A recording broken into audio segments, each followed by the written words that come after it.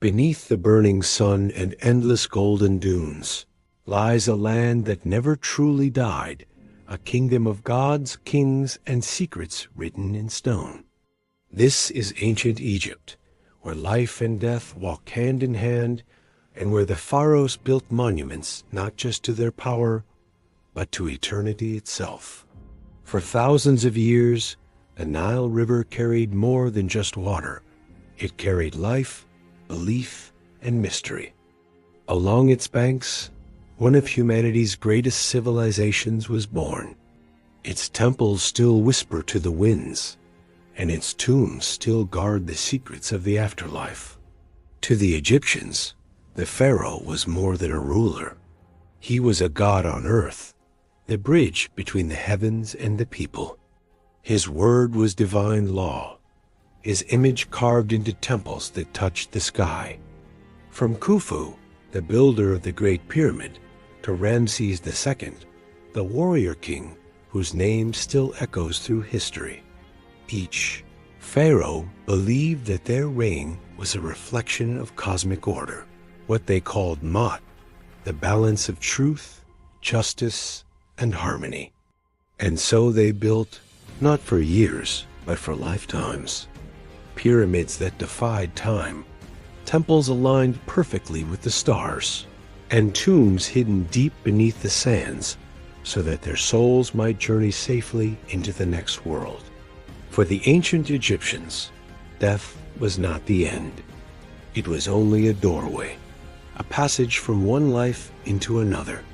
They believed that the soul, known as the Ka, would live on, but only if the body was preserved. So they mastered the art of mummification, a sacred ritual that turned flesh into eternal form. Priests worked in silence, removing the organs, anointing the body with oils and resins, wrapping it carefully in layers of linen.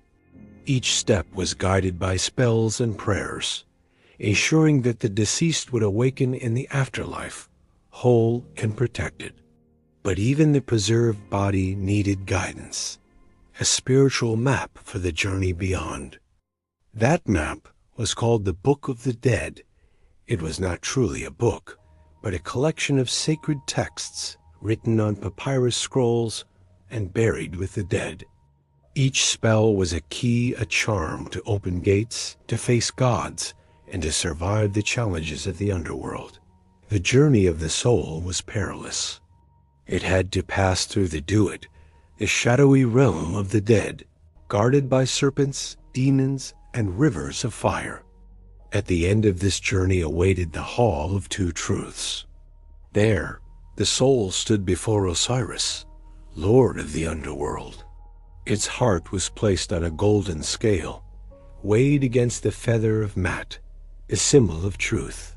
If the heart was light, the soul was welcomed into the eternal fields of peace. But if it was heavy with sin or lies, it was devoured by Ammit, the eater of souls, a monster part lion, part crocodile, part hippopotamus. To the Egyptians, this was not mythology, it was destiny.